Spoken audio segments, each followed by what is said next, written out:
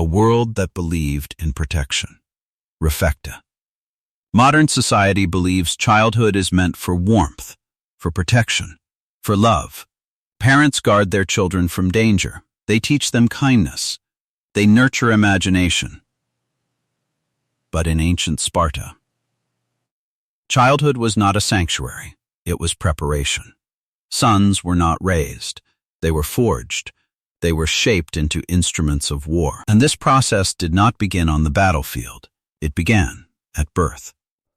Sparta was not interested in happiness. It was interested in survival, surrounded by enemies, outnumbered by enslaved populations.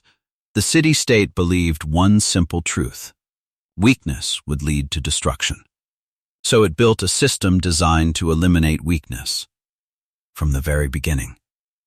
But the brutal truth of this system begins long before a child ever held a spear. The legend and the lie, steady mound. History remembers Sparta for its red cloaks, for the legendary stand of the 300 at Thermopylae. It remembers fearless warriors, unbreakable shields, discipline beyond imagination. Statues rise in their honor. Films glorify their sacrifice. Yet behind the image of courage stood something far colder. Sparta did not rely on bravery alone. It engineered it. Every citizen's life was carefully controlled. Individual dreams did not matter. Private emotions did not matter. Even family bonds were secondary to the state.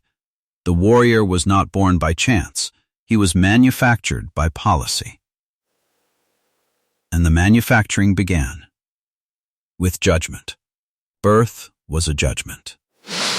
When a Spartan child was born, there was no celebration, no gentle blessing, no guarantee of life. The newborn was carried before a council of elders.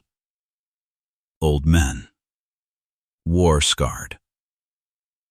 Emotion carved out of them by decades of battle. They examined the infant carefully. Its limbs, its posture, its strength. A cry too weak, a body too small, a visible defect. These could mean rejection. To modern eyes, this appears cruel. To Spartan logic, it was survival. Sparta was small. Its enemies were many. It believed it could not afford compassion. If the elders judged the child unfit, the infant was taken away, carried to the slopes of Mount Taygetus, left to the cold wind, to hunger, to silence. It was not called murder. It was called necessity. If the child survived inspection, he was returned to his family. But even then, he did not belong to them. From his first breath, he belonged to Sparta. And if he survived infancy, the real suffering was just beginning. The separation at 7, the day the state took the child. At age 7, a Spartan boy's childhood officially ended. There were no debates, no choices. The state claimed him. He was taken from his mother's home, placed into the agoge. From that moment forward, he would not live with his family again until adulthood. His mother did not weep openly. She had been raised for this moment. She believed she was giving her son to glory. But the separation was absolute. The boy's new family was his training unit. The agoge begins. The agoge was not a school. It was a machine designed to reshape the human spirit. The boys lived in communal barracks. They slept on beds made from reeds. They gathered themselves. They were given one cloak per year. Winter cold, summer heat, no complaint. Food was scarce. Hunger was constant. They were encouraged to steal to survive, but if caught, they were punished, not for stealing, for being careless. Pain was not avoided. It was cultivated. The boy who cried was punished. The boy who endured was praised. Lessons in hardness. Training focused on obedience, endurance, silence. Speaking too much invited discipline. Questioning authority was unthinkable. Older boys tested younger ones through violence. The weak were mocked. Strength earned respect. Affection was rare. Comfort was dangerous. The goal was not merely physical strength. It was emotional transformation. Fear had to disappear. Compassion had to shrink. Loyalty had to shift. From family to state. Because Sparta did not fear death. It feared softness. And even this brutality had a deeper purpose. The war against weakness. Breaking attachment. Sparta understood something powerful. Loyalty begins at home. So it weakened the home. Strong family bonds were threats. If a man loved too deeply, he might hesitate. The state came first. Mothers reinforced this belief. They told their sons, "Return with your shield," or on it, there was no room for retreat. Pain as a teacher. Endurance training grew harsher with age. Teenagers were whipped in public rituals. Some died without making a sound. Silence under suffering became honor. Fighting skills sharpened daily. But this was psychological war. Weakness meant humiliation. Sparta did not fear death. It feared softness. The hidden purpose. Sparta ruled over helots, who outnumbered them greatly. Fear of rebellion shaped everything. Hesitation could invite revolt. Mercy could invite weakness. The system created disciplined soldiers. But Sparta did not stop at training boys. It controlled love itself, and those who refused paid a price.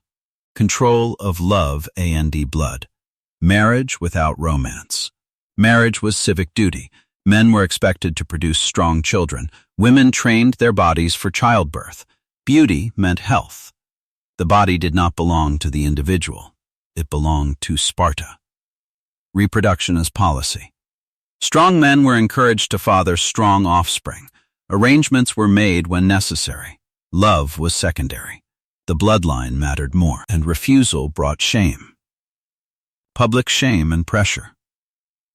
Unmarried men were humiliated publicly, mocked during festivals, denied honor.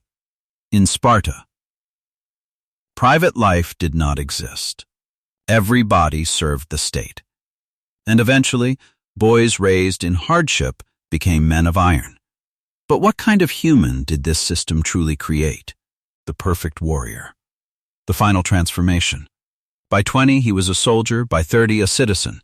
He had endured hunger, cold, isolation, violence. He no longer feared pain. He no longer questioned authority. He was no longer a son, no longer a husband. He was Sparta. Strength without mercy. The army became legendary, disciplined, unified, feared. The system worked. For a time, but the cost was hidden. Emotion faded, art stagnated, innovation slowed. A society built only for war struggled in peace, the brutal truth. Sparta created warriors of extraordinary resilience. But it did so by sacrificing tenderness, freedom, individuality. It engineered strength. It suppressed softness. And in its pursuit of perfection, it revealed something unsettling. Sparta created the perfect warrior, but in doing so, it destroyed the perfect human. And the question remains, was that strength or something darker?